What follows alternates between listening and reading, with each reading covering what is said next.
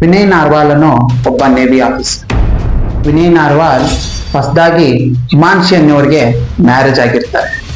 Marriage ಆಗಿ ಒಂದು ವಾರ ಆದ್ಮೇಲೆ ಹನಿಮೂನ್ಗೆ ಅಂತ ಕಾಶ್ಮೀರ್ನಲ್ಲಿರುವ ಪಹಲ್ಗಾಮ್ನ ಬೈಸರನ್ವಲ್ಲಿಗೆ ಹೋಗಿರ್ತಾರೆ. ಅಲ್ಲಿ ನಮ್ಮ ಕರ್ನಾಟಕದಿಂದ ಕೂಡ ಮಂಜುನಾಥ್ ರಾವ್ ಪಲ್ಲವಿ ಅನ್ನೋರ ಕುಟುಂಬ ಹೋಗಿರುತ್ತೆ. ಅವ್ರ ಮಗ PUC ಎಕ್ಸಾಮ್ ಬರ್ದಾದ್ಮೇಲೆ ವೆಕೇಶನ್ಗಾಗಿ ಅಂತ ಟೂರ್ಗೆ ಹೋಗಿರ್ತಾರೆ. ಹಾಯ್ ಫ್ರೆಂಡ್ಸ್, ನನ್ನ ವಿಡಿಯೋ ಇಷ್ಟವಾದರೆ ಲೈಕ್ ಮಾಡಿ, ಶೇರ್ ಮಾಡಿ, ಸಬ್ಸ್ಕ್ರೈಬ್ ಮಾಡಿ, ಬೆಲ್ ಬಟನ್ ಒತ್ತಿ. ಬೈಸರನ್ವಲ್ಲಿ ಒಂದು ಫೇಮಸ್ ಟೂರಿಸ್ಟ್ ಪ್ಲೇಸ್. ಬೈಸರನ್ವಲ್ಲಿನ ಮಿನಿ ಸ್ವಿಟ್ಜರ್ಲ್ಯಾಂಡ್ ಅಂತ ಕರೀತಾರೆ. ಒಂದು ಇಂಥ ಪ್ಲೇಸ್ ಅಂದ್ರೆ ಅಲ್ಲಿ ನಡೆದಾಡೋಕೆ ಆಗಲ್ಲ, ಕುದುರೆ ಸವಾರಿ ಮಾಡಿ ಹೋಗ್ಬೇಕಾಗಿರುತ್ತೆ. ಅಲ್ಲಿ ಬಹಳ ಜನ ತಮ್ಮ ಕುಟುಂಬದೊಂದಿಗೆ ಎಂಜಾಯ್ ಮಾಡ್ತಿರ್ತಾರೆ. ಅವ್ರು ಎಂಜಾಯ್ ಮಾಡುವಾಗ 5 ಜನ ಉಗ್ರರು ಬಂದು ಅವರ ಧರ್ಮ ಕೇಳಿ ಅವ್ರನ್ನ ಶೂಟ್ ಮಾಡ್ತಾರೆ. ಟೋಟಲ್ 26 ಜನ ಸಾಯ್ತಾರೆ, 20 ಜನ ಇಂಜೂರ್ಡ್ ಆಗ್ತಾರೆ. 26ರಲ್ಲಿ 24 ಜನ ಹಿಂದೂಗಳು, ಒಬ್ಬ ಕ್ರಿಶ್ಚಿಯನ್, ಒಬ್ಬ ಲೋಕಲ್ ಕಾಶ್ಮೀರಿ ಮುಸ್ಲಿಂ. ಅವನು ಅವ್ರನ್ನ ಹೊಡಿಬೇಡಿ ಅಂತ ಉಳಿಸೋಕೆ ಹೋಗಿ ಅವನು ಕೂಡ ಅವ್ರು ಬಿಡಂಗಿಲ್ಲ, ಅವನು ಶೂಟ್ ಮಾಡಿ ಸಾಯ್ಬಿಡ್ತಾರೆ. ಅದರಲ್ಲಿ 25 ಜನ ಭಾರತದವರು, ಒಬ್ರು ನೇಪಾಳದವರು. ಆ 5 ಜನ ಉಗ್ರರು ನಮ್ಮ 26 ಜನರ ಕುಟುಂಬದ ಮನೆ ಯಜಮಾನರನ್ನೇ ಸಾಯ್ಬಿಡ್ತಾರೆ. ಆ ಕುಟುಂಬಗಳು ಎಷ್ಟೋ ಖುಷಿಯಾಗಿ ಪಹಲ್ಗಾಮ್ನ ನೋಡಕ್ ಹೋಗಿರ್ತಾರೆ.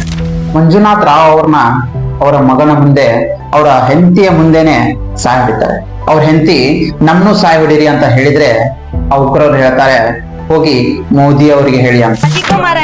ಹಮೇ ಬಿ ಮಾರೋ ಅಂತ ನಾನು ಅವನು ಕಿರ್ಚಿದ್ವಿ.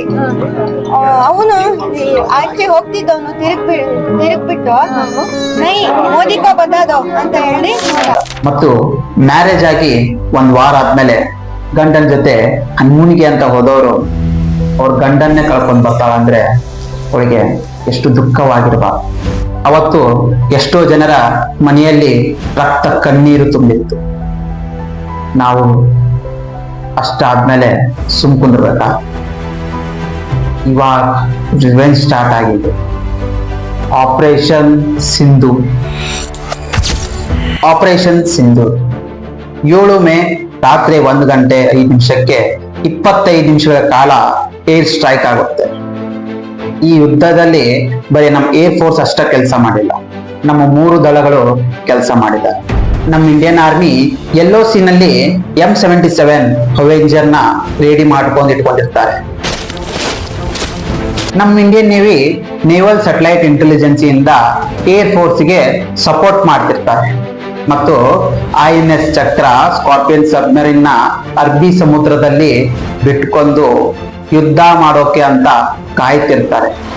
ಇವಾಗ ನಮ್ಮ ಇಂಡಿಯನ್ ಏರ್ ಫೋರ್ಸ್ ಸ್ಕಾಲ್ಪ್ ಮತ್ತು ಹ್ಯಾಮರ್ ಅನ್ನೋ ಏರ್ ಟು ಸರ್ಫೇಸ್ ಮಿಸೈಲ್ಸ್ ದಿಂದ ಅವ್ರಿಗೆ ಯಾವ ಲೊಕೇಶನ್ ಬೇಕೋ ಆ ಲೊಕೇಶನ್ಗೆ ದಾಳಿ ಮಾಡ್ತಾರೆ. ಸ್ಕಾಲ್ಪ್ ಮತ್ತು ಹ್ಯಾಮರ್ ಅನ್ನೋ ಮಿಸೈಲ್ಸ್ ಯಾವ ತರ ಅಂದ್ರೆ, ಎಷ್ಟು ಏರಿಯಾ ಬೇಕೋ ಅಷ್ಟೇ ಏರಿಯಾದಲ್ಲಿ ನಾವು ದಾಳಿಗಳನ್ನು ಮಾಡಬಹುದು. ಅಂದ್ರೆ ಈಗೊಂದು ದೊಡ್ಡ ಮನೆ ಇದೆ ಅಂತ ತಿಳ್ಕೊಳ್ಳಿ, ಅದರಲ್ಲಿ ಜಸ್ಟ್ ನಾವು ಹಾಲ್ಗೆ ದಾಳಿ ಮಾಡ್ಬೇಕಂದ್ರೆ ಅಷ್ಟೇ ಹಾಲ್ನಲ್ಲಿ ಅಷ್ಟೇ ಬ್ಲಾಸ್ಟ್ ಆಗುವಂತ ಒಂದು ಮೆಥಡ್. ಆಗಿರೋ ದಾಳಿನ ಕ್ಯಾಪ್ಚರ್ ಮಾಡ್ಕೋಕೆ ಮತ್ತು ಟೈಮ್ ವಿಜುವಲ್ ಸಲುವಾಗಿ ಹಿರೋನ್ ಡ್ರೋನ್ಸ್ ನ ಯೂಸ್ ಮಾಡ್ತಾರೆ. ನಿಮ್ಗೆಲ್ಲರಿಗೂ ಗೊತ್ತಿರ್ಬೇಕು, ಎಲ್ಲಾ ದೇಶದ್ದು ಒಂದು ಸೀಕ್ರೆಟ್ ಏಜೆನ್ಸಿ ಇರ್ತಾವ. ನಮ್ಮ ದೇಶದ್ದು ರಾವ್ ಮತ್ತು NTRO ಅನ್ನೋ ಸೀಕ್ರೆಟ್ ಏಜೆನ್ಸೀಸ್ ಇರ್ತಾವ. ರಾವ್ ಮತ್ತು NTRO ಕೊಟ್ಟಿರೋ ರಿಪೋರ್ಟ್ ಪ್ರಕಾರನೇ 9 ಲೊಕೇಶನ್ ನ ಸೆಲೆಕ್ಟ್ ಮಾಡ್ತಾರೆ. ಆ 9 ಲೊಕೇಶನ್ ಅಲ್ಲಿ ಟೆರರ್ ಗ್ಯಾಂಗ್ಗಳು ಸೃಷ್ಟಿ ಆಗ್ತಿತ್ತು. ಟೆರರಿಸ್ಟ್ ನ ಹುಟ್ಟು ಅಲ್ಲೇ ಸ್ಟಾರ್ಟ್ ಆಗಿತ್ತು. ಆ 9 ಸ್ಥಳಗಳು, ಒಂದನೇದು ಪಾಕಿಸ್ತಾನ ಬಹಲ್ಪುರ್ ಜೈಷ್ ಎ ಮೊಹಮ್ಮದ್ ಅವರ ಹೆಡ್ ಕ್ವಾರ್ಟರ್ಸ್, ಅದೊಂದು ಟೆರರ್ ಗ್ಯಾಂಗ್. ಮತ್ತು ಮಸೂದ್ ಅಜರ್ ಅವರ ಮನೆ. ಮಸೂದ್ ಅಜರ್ ಯಾರಂತ ಅನ್ಸಿರ್ಬೇಕಲ್ಲ, ಮಸೂದ್ ಅಜರ್ ಒಬ್ಬ ಟೆರರಿಸ್ಟ್. ಅವನು ಹೇಗೆ ನಮ್ಮ ಇಂಡಿಯನ್ ಆರ್ಮಿಯಿಂದ ತಪ್ಪಿಸ್ಕೊಂಡು ಹೋದ ಅಂತ ನೆಕ್ಸ್ಟ್ ವಿಡಿಯೋದಲ್ಲಿ ನಿಮ್ಗೆ ಹೇಳ್ತೀನಿ. ಎರಡನೇದು ಮುರಿದ್ಕೆ ಪಾಕಿಸ್ತಾನದಲ್ಲಿ. ಮುರಿದ್ಕೆಯಲ್ಲಿ ಟ್ರೈನಿಂಗ್ ಸೆಂಟರ್ ಇದೆ. ಆ ಟ್ರೈನಿಂಗ್ ಸೆಂಟರ್ ಇಂದಾನೆ ನಮ್ಮ ಮುಂಬೈಯಲ್ಲಿ ದಾಳಿ ಆತಲ್ಲ, ಆ ಟೆರರಿಸ್ಟ್ಗಳು ಅಲ್ಲೇ ಟ್ರೈನ್ ಆಗಿದ್ರು. ಮೂರನೇದು ಮುಜಫರಾಬಾದ್ ಲಷ್ಕರ್ ಎ ತೈಬಾ ಅವ್ರದ್ದು ಒಂದು ಲಾಂಚ್ ಪ್ಯಾಡ್. ನಾಲ್ಕನೇದು ಕೋಟ್ಲಿ ಕ್ಯಾಂಪ್. ಕೋಟ್ಲಿ ಕ್ಯಾಂಪ್ ಕೂಡ POK ಯಲ್ಲಿದೆ. ಇದು ಲಷ್ಕರ್ ಎ ತಾಯ್ಬಾ ಮತ್ತು ಜಮ್ಷೆ ಮೊಹಮ್ಮದ್ ಅವರ ಒಂದು ಸೆಂಟರ್. ಐದನೇದು ಡಿಂಬರ್. ಡಿಂಬರ್ ಕೂಡ ಪಾಕಿಸ್ತಾನ ಆಕ್ಯುಪೈಡ್ ಕಾಶ್ಮೀರಲ್ಲಿದೆ. ಇದು ಹಿಜ್ಬುಲ್ ಅವರಿಗೆ ಸೇರಿದ್ದು. ಆರನೇದು ಬಾಗ್. ಬಾಗಲ್ಲಿ ISI ಮತ್ತು ಹಿಜ್ಬುಲ್ ಅವರ ಟ್ರೈನಿಂಗ್ ಸೆಂಟರ್ ಇದೆ. ಇದು ಕೂಡ ಪಾಕಿಸ್ತಾನ ಆಕ್ಯುಪೈಡ್ ಕಾಶ್ಮೀರಲ್ಲೇ ಇದೆ. ಪಾಕಿಸ್ತಾನ ಆಕ್ಯುಪೈಡ್ ಕಾಶ್ಮೀರ್ ಹೇಗಾಯ್ತು ಅನ್ನೋದು ನನ್ನ ಇನ್ನೊಂದು ವಿಡಿಯೋಲ್ಲಿ ನಿಮಗೆ ತಿಳಿಸ್ಕೊಡ್ತೀನಿ. ಈಗ ನೆಕ್ಸ್ಟ್ 7ನೇದು, ಇದು ಚರ್ ಕಮ್ರೂ ಫೆಸಿಲಿಟಿ. ಇದು ISI ಮತ್ತು ಲಷ್ಕರ್ ಎ ತಾಯ್ಬಾ ಅವರಿಗೆ ಸೇರಿತ್ತು. 8ನೇದು ಗುಲ್ಪುರ್. ಇದು ಕೂಡ ಪಾಕಿಸ್ತಾನ ಆಕ್ಯುಪೈಡ್ ಕಾಶ್ಮೀರಲ್ಲೇ ಇದೆ. ಇದು ಲಷ್ಕರ್ ಎ ತಾಯ್ಬಾ ಅವರಿಗೆ ಸೇರಿದ್ದು. 9ನೇದು ತೈರಾಕಲನ್.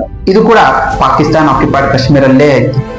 ಈ ತರ 9 ಲೊಕೇಶನ್ ಸೆಲೆಕ್ಟ್ ಮಾಡಿ ನಮ್ಮ 3 defence, army, navy, air force ಎಲ್ಲರೂ ಸೇರಿ 9 ಲೊಕೇಶನ್ ಮೇಲೆ ದಾಳಿ ಮಾಡ್ತಾರೆ. ಅದೇ ಆಪರೇಷನ್ ಸಿಂಧೂರ್. ಈ ಆಪರೇಷನ್ ಸಿಂಧೂರಿಂದ ಇಬ್ಬರು ಹೆಣ್ಮಕ್ಳು ಕೂಡ ಅದ. ಒಬ್ರು ವಾಮಿಕಾ ಸಿಂಗ್, ಇವರು ವಿಂಗ್ ಕಮಾಂಡರ್.